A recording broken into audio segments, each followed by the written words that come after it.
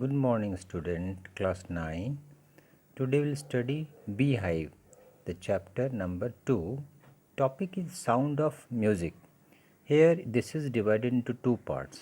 We are in part 1. Part 1 is about a girl whose name, this headline is Evelyn Glennie, listen to sound without hearing it. First of all, we know that this is the story about a girl who became physically disabled, but very soon she overcome about it and become a success girl.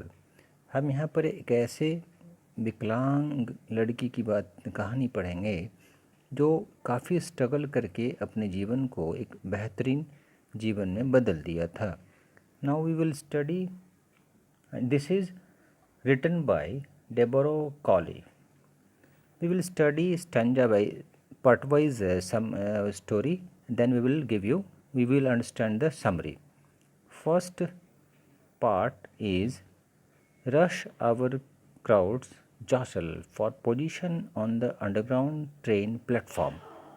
A slight girl looking younger than her 17 years was nervous yet excited as she felt the vibrations of the approaching train. It was her first day at the prestigious Royal Academy of Music in London and daunting enough for a teenager fresh from a Scottish farm. But this aspiring musician faced a bigger challenge than most. She was profoundly deaf. Story writer कह रहे हैं कि underground platform काफ़ी भीड़ थी, वहाँ भीड़ से खचाखच बढ़ी हुई थी, चारों तरफ धक्का मुक्की हो रही थी. उसमें एक नन्ही जो बच्ची जो अपने 17 साल की उम्र से छोटी लग रही थी, काफ़ी घबराई हुई थी परंतु उत्साहित भी थी क्योंकि वह आती हुई ट्रेन के कंपन को महसूस करती थी.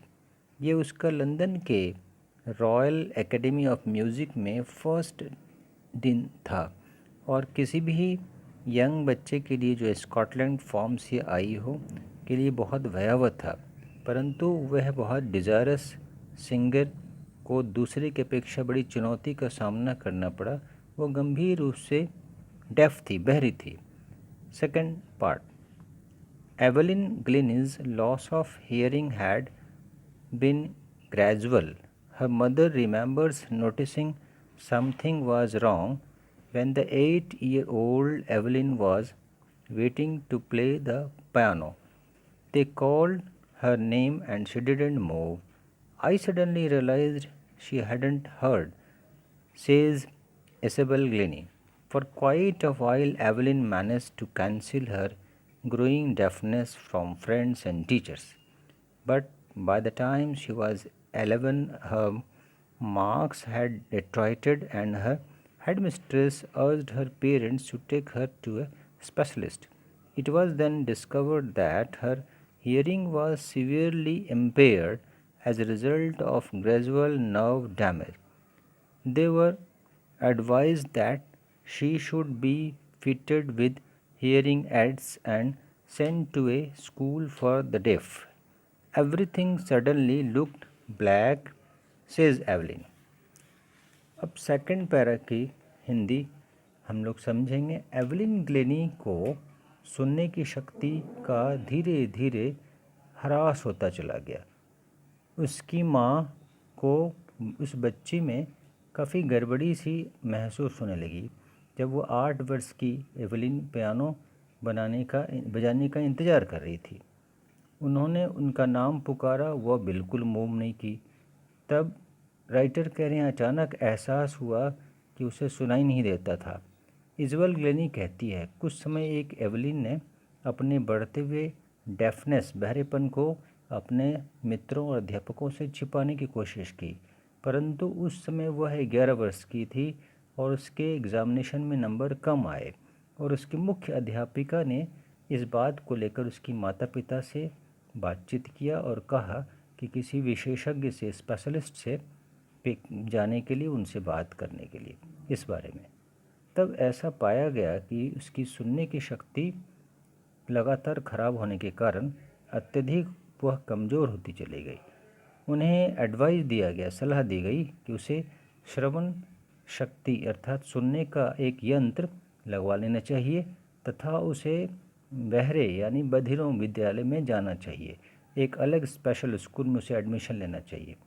अचानक सभी चीज़ें उसे काली दिखाने लगी। एवलिन ने ऐसा कहा। Now we will study the third para. But Evelyn was not going to give up. She was determined to lead a normal life and pursue her interest in music. One day she noticed a girl playing a xylophone and decided that she wanted to play it too. Most of the teachers discouraged her, but percussionist Ron Forbes spotted her potential. He began by turning two large drums to different notes. Don't listen through your ears, he would say. Try to sense it some other way, says Evelyn. Suddenly I realized I could feel the higher drum from the waist up and the lower one from the waist down. Forbes repeated the exercise, and soon Evelyn discovered that she could sense certain notes in different parts of her body. I had learned to open my mind and body to sound and vibrations. The rest was sheer determination and hard work. With now, the Hindi meaning we will understand for this one. अब आगे Evelyn उसे छोड़ने वाली थी। वह एक समान जीवन व्यतीत करने के लिए, म्यूज़िक में अपनी रुचि बनाए रखने के लिए बहुत ही डिज़ायरस थी। एक दिन उन्होंने एक लड़की को जाइलोफोन बजाते हुए गौर से देखा। उसने निश्चय किया कि वह भी इसे बजाना चाहेगी। ज़्यादातर शिक्षकों ने इसे डिसअपॉइंट किया, मना किया, हतोत्साहित किया, परंतु ढोल व तबला मास्टर जो थे रॉन फॉवर्स ने उनको इस कैपेसिटी की परख ली थी। उसने दो बड़े ढोल को अलग अलग स्वरों में बजाया और कहते अपने कानों से मत सुनो, इसे अपने किसी तरह से अनुभव करो। एवलिन कहती है कि अचानक मुझे एहसास हुआ कि मैं कमर के ऊपर से बड़े ढोल को तथा नीचे भाग से छोटे ढोल के ताल को अनुभव कर रही हूँ। फॉवर्स ने अभ्यास को पुनः दोहराया और शीघ्र ही एवलिन ने पाया कि वह अपने शरीर के अलग अलग भागों से कुछ सुरों का अनुभव कर सकती थी। मैंने अपने मस्तिष्क और शरीर की आवाज़ों तथा कंपन को सुनने के लिए खोलना सीख लिया था। शेष कार्य दृढ़ निश्चय और कठोर परिश्रम का था। Now the fourth para. She never looked back from that point onwards. She toured the United Kingdom with a youth orchestra, and by the time she was 16, she had decided to make music her life. She auditioned for the Royal Academy of Music and scored one of the highest marks in the history of the Academy. She gradually moved from orchestra work to solo performance. At the end of her 3-year course, she had captured most of the top awards. उसने उस दिन के बाद कभी भी पीछे मुड़कर नहीं देखा। उसने एक नवयुवक ऑर्केस्ट्रा संगीत का समूह जो होता है के साथ इंग्लैंड का दौरा किया और उस समय उनकी आयु केवल 16 साल की थी जब उसने संगीत को अपना जीवन बनाने का निश्चय कर लिया था। अब उसने रॉयल एकेडमी ऑफ म्यूज़िक में एक ऑडिशन और एकेडमी के इतिहास में सर्वाधिक अंक प्राप्त किया। धीरे धीरे ऑर्केस्ट्रा कार्य से वह मोनो संग एकल संगीत कार्यक्रम करने लगी। उसने 3 वर्षीय कोर्स की समाप्ति तक सर्वाधिक इनाम भी प्राप्त किए थे। Next para. And for all this, Evelyn won't accept any hint of heroic achievement. If you work hard and know where you are going, you will get there. And she got right to the top. The world's most sought after multi-percussionist with a mastery of some 1,000 instruments and hectic international schedule.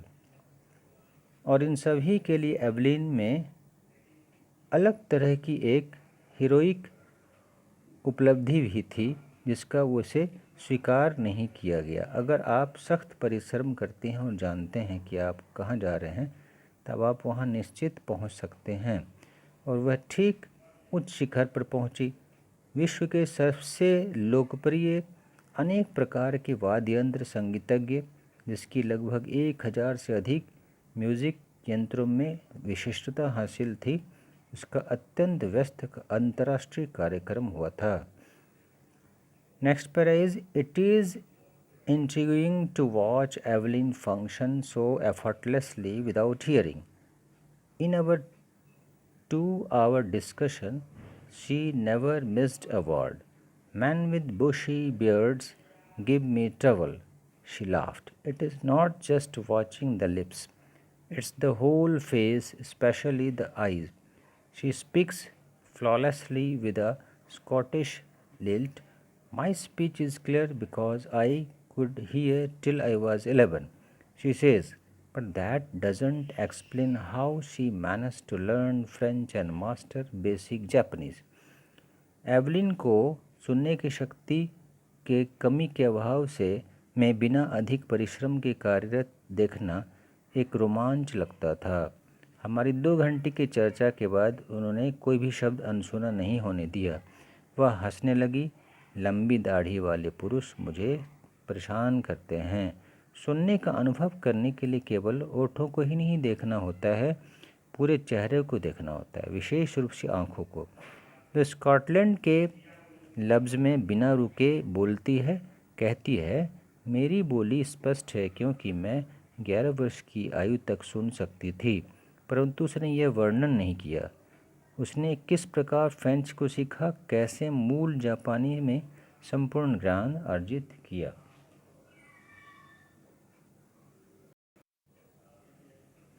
हम लोग इस कहानी के थोड़े से भाग को पढ़े हैं। इसके अगले पार्ट को नेक्स्ट क्लास में समझेंगे। It's okay.